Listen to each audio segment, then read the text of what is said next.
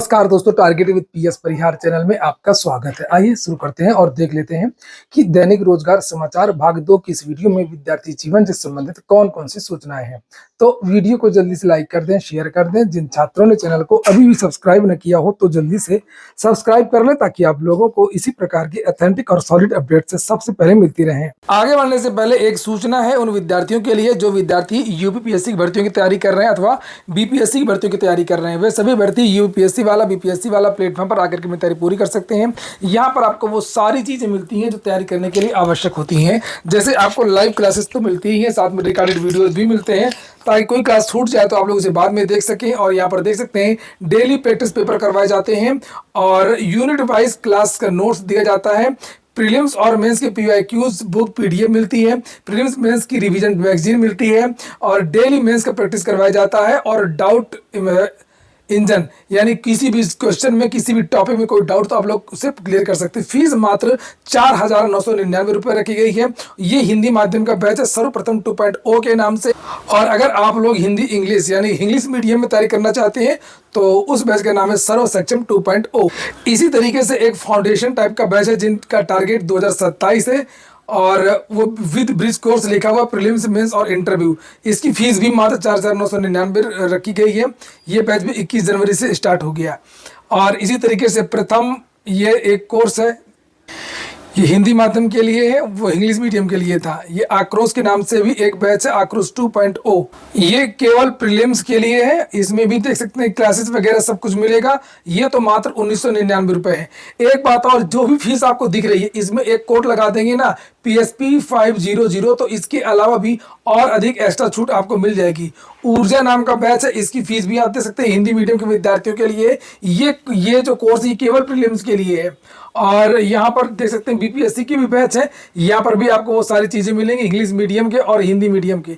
सारे प्रीलिम्स का अलग से बैच है, कंबाइंड बैच भी है, फाउंडेशन बैच भी है। सारे बैच आपको यहाँ पर मिल जाएंगे।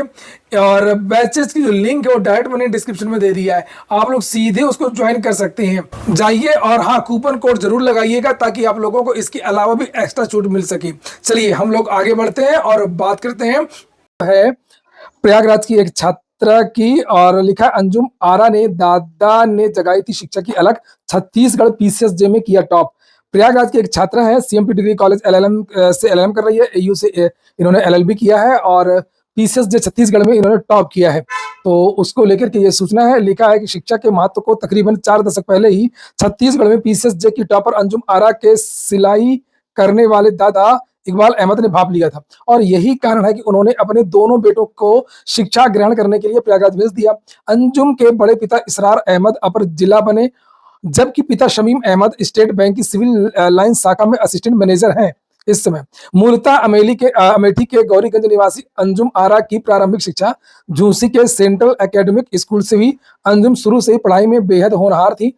अंजुम अपने परिवार के साथ लीलापुर रोड स्थित खान मार्केट के पीछे किराए पर रहती हैं और अंजुम ने इलाहाबाद विश्वविद्यालय से स्नातक किया। ये पूरी स्टोरी है, प्रेरणादायी स्टोरी है जिसे सभी को देखना चाहिए। शिक्षा ही एक ऐसी चीज है जिससे पूरी पीढ़ियां बदल जाती हैं। जैसे पहले इनके पिता ने पढ़ाई लिखाई करके नौकरी प्राप्त किया, पिता और साथ में जो इनके ताऊ थे, बड़े पिता जिन्हें कहते हैं, वो खुद ही अपर जिला जज थे और उसके बाद में वही उसी रास्ते पर बच्चे। पढ़ाई को लेकर के यहाँ पर कहा है कि वो प्राइवेट कोचिंग के क्रैश कोर्स के साथ में निचली अदालत के फैसलों को भी डाउनलोड करके उसको गंभीरता से पढ़ती थी। वहीं पर यहाँ पीसीएस को लेकर के भी जानकारी दी गई है। जो साक्षात्कार चल रहे हैं, विभिन्न प्रकार के प्रश्न पूछे जा रहे हैं कि अगर आप एसडीएम हैं, अगर कोई तहसीलदार बेईमान है, कोई तहसीलदार ईमानदार है तो आप किसे प्राथमिकता देंगे, कि आप भ्रष्टाचार करेंगे, या कोई किसी विद्यालय से आप पढ़े लिखे हैं, उस विद्यालय के विद्यार्थी धरना प्रदर्शन कर रहे हैं, तब आपका क्या रुख होगा। इथिक्स और नैतिकता से संबंधित बहुत प्रश्न पूछे जा रहे हैं। आप रिश्वत लेंगे या नहीं लेंगे, रिश्वत लेने वाले अधिकारियों के साथ में आप क्या करेंगे। यहाँ पर देख सकते हैं दहेज को लेकर के लिखा, साथ ही दहेज को लेकर के आप क्या करेंगी, जीवन साथी। तो यहाँ पर आप खुद बताइए कि लोग क्या जवाब देंगे और क्या ये लोग करते हैं, ये सभी को पता है। और जो भी भावी अधिकारी हैं, जो यहाँ पर जैसा जवाब देते हैं और उसी तरीके का अगर कार्य अपने आगे वाले जीवन में करें तो शायद भारत की तस्वीर, उत्तर प्रदेश की तस्वीर कुछ और होती। क्या आपको लगता है कि कोई दहेज नहीं लेगा एसडीएम बनने के बाद में? क्या आपको लगता है कि कोई करप्शन नहीं करेगा? और जब उनसे पूछा जाता है, बहुत सारे विद्यार्थियों के इंटरव्यू में डाल भी रहा हूँ कि प्रेफरेंस चार्ट देखिए और आप बताइए कि आपने जो है इसमें फर्स्ट रैंकिंग एसडीएम, दूसरे पे आप टीएसपी, तीसरे पर एआरटीओ आपने क्यों रखा है, ये जवाब दीजिए। तो उसका जवाब ऐसे देते हैं कि मेरे मेरे प्रेरणा स्रोत थे ये, बहुत अच्छे आरटीओ थे मेरे रिश्तेदार, या मेरे प्रेरणा स्रोत टीएसपी बने थे ये, इसलिए मैंने इसको प्रीफर किया है। हम निष्पक्ष, हम किसी के साथ नहीं है। खाओ माँ कसम। अरे इसमें गजब की कौन सी बात हुई आपको? आप खुद बताइए कि लोग क्या जवाब देंगे और क्या ये लोग करते हैं, ये सभी को पता है। और जो भी भावी अधिकारी हैं जो यहाँ पर जैसा जवाब देते हैं और उसी तरीके का अगर कार्य अपने आगे वाले जीवन में करें तो शायद भारत की तस्वीर, उत्तर प्रदेश की तस्वीर कुछ और होती। क्या आपको लगता है कि कोई दहेज नहीं लेगा एसडीएम बनने के बाद में? क्या आपको लगता है कि कोई करप्शन नहीं करेगा? और जब उनसे पूछा जाता है, बहुत सारे विद्यार्थियों के इंटरव्यू में डाल भी रहा हूँ कि प्रेफरेंस चार्ट देखिए और आप बताइए कि आपने जो है इसमें फर्स्ट रैंकिंग एसडीएम, दूसरे पे आप टीएसपी, तीसरे पर एआरटीओ आपने क्यों रखा है, ये जवाब दीजिए। तो उसका जवाब ऐसे देते हैं कि मेरे मेरे प्रेरणा स्रोत थे ये, बहुत अच्छे आरटीओ थे मेरे रिश्तेदार, या मेरे प्रेरणा स्रोत टीएसपी बने थे ये, इसलिए मैंने इसको प्रीफर किया है, जबकि वास्तविकता कुछ और है। तो टोटल ये झूठ का इंटरव्यू होता है। और ठीक है, अच्छी बात है, लेकिन वो जो साक्षात्कार बोर्ड है वो सारी बातें समझता है। वो इनके उत्तर से उनको कोई मतलब नहीं होता है, उत्तर देने के तरीके से ही वो लोग बहुत सारी चीजें भाप लेते हैं। उनको भी पता है कि आप लोग इसका उत्तर क्यों दे रहे हैं, इसीलिए वो लोग जानबूझ करके पूछते भी हैं कि आपने ये सेकंड नंबर पर टीएसपी, तीसरे नंबर पर एआरटीओ, चौथे नंबर पर ये। और उनको भी पता है कि भ्रष्टाचार पर आप क्या कहेंगे, उनको भी पता है कि दहेज को लेकर के आप क्या कहेंगे।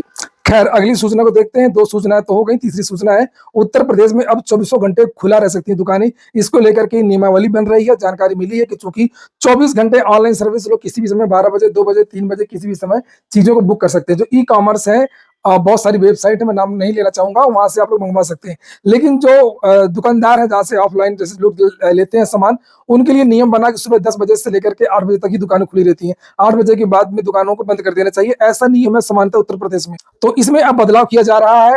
ये आज ही का खबर है, ये सूचना है, देख सकते हैं पेपर है।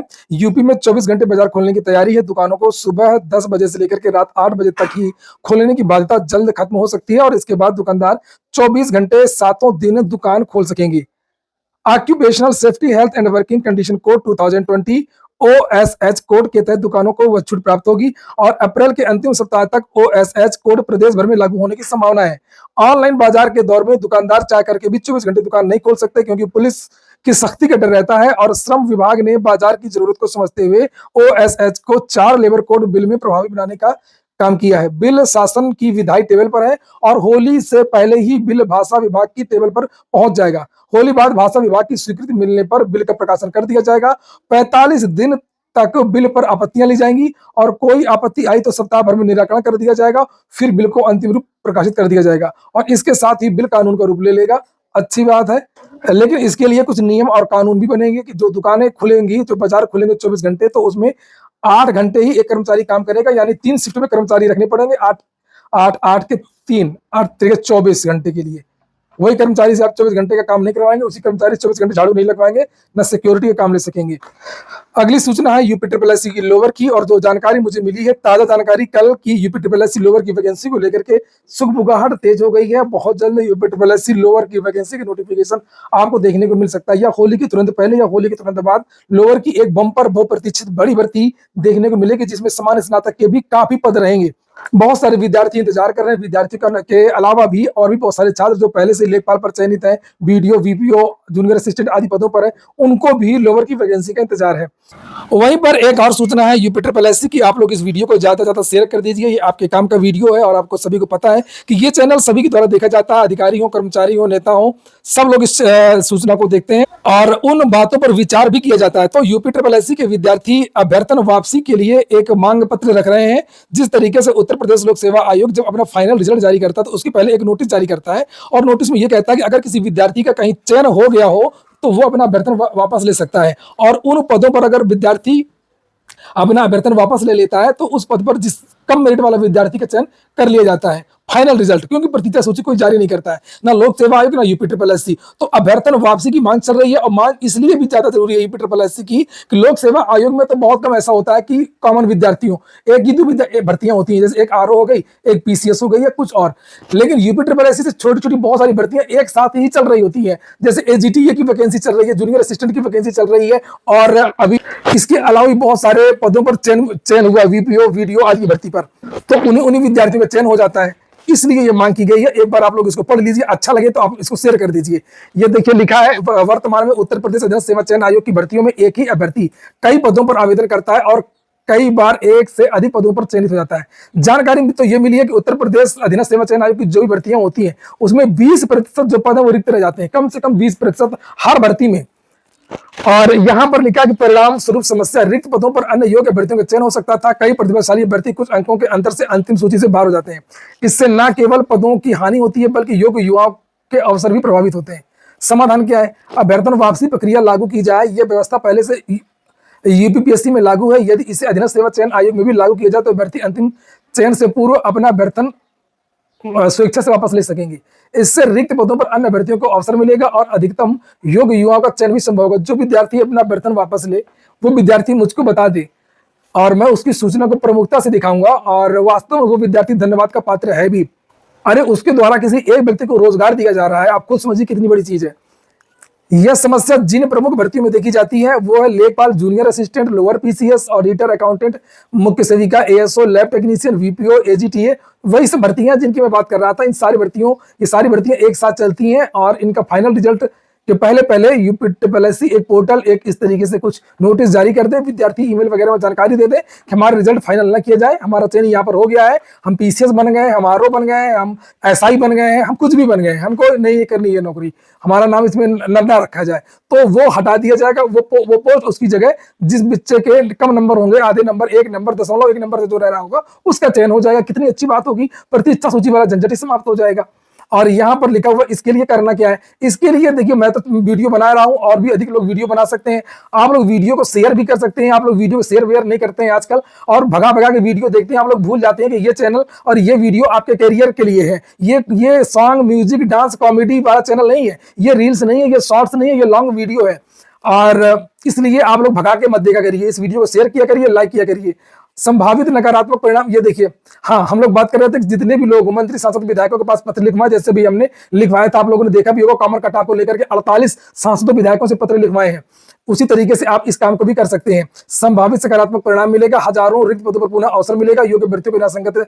ये देखिए, तो यहाँ पर ये देख सकते हैं आप लोग ये, और आप लोग करिए बढ़िया से प्रयास और निश्चित तौर पर विचार होगा। यूपी ट्रिपल एससी ऐसा नहीं है कि रिजिड है, यूपी ट्रिपल एससी ने भी बहुत सारे बदलाव किए हैं, आप लोगों ने देखा है। यूपी ट्रिपल एससी ने पहले तो कम विद्यार्थियों को क्वालिफाई कराता था मेंस के लिए, अब देखिए धीरे धीरे ज्यादा कराने लगा। यूपी ट्रिपल एससी ने पीटी वैलिडिटी भी 3 साल कर दिया। ऐसी बात नहीं आप मांग रखेंगे, ये सब कुछ करेगा, लेकिन अच्छी तरीके से करिए, विनम्रता पूर्वक करिए, आपकी सारी बातें मांगी जाएंगी। और फिर से कहूंगा कि आप लोग इस नोटिस को वायरल कर दीजिए, इस वीडियो को आप लोग वायरल कर दीजिए, और जो भी आपके सुझाव हो कमेंट बॉक्स में रख सकते हैं। पीसीएस के नोटिफिकेशन में अभी देरी लगेगी। देखो मैंने कल भी बताया था, और चूंकि थंबनेल में लिखा नहीं था तो बहुत सारे विद्यार्थियों को नहीं पता कि मैंने कल ही बता दिया था, तो अभी इसमें थोड़ा सा देरी लगना है, थोड़ा सा इंतजार कर लीजिए। अभी पीसीएस 2026 का नोटिफिकेशन नहीं आएगा, लेकिन आप लोग पढ़ाई करते रहिए। इसमें ऐसा नहीं होता कि इस साल भर्ती नहीं आएगी, बड़ी भर्तियां हर साल आती हैं। छोटी मोटी जो नौकरियां होती हैं उसमें ऐसा होता है।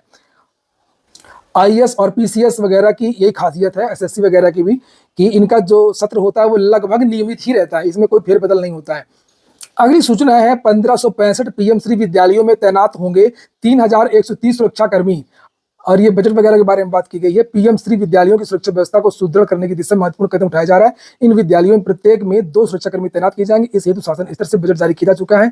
स्कूली शिक्षा महानिदेशक द्वारा जारी पत्र में उल्लेख किया गया कि प्रांतीय रक्षक दल और अन्य सरकारी विभागों के माध्यम से सुरक्षा कर्मियों की तैनाती का निर्देश पहले ही दिया गया था। इसके लिए प्रतिमाह 12,000 रुपए का भुगतान किया जाएगा। तो ठीक है दोस्तों, जब होगा तब देखा जाएगा, तो मैं आपको जानकारी दूंगा। अभी सब प्लानिंग चल रही है। ये हो गया आज का वीडियो। पूरा वीडियो सुनने के लिए बहुत बहुत धन्यवाद।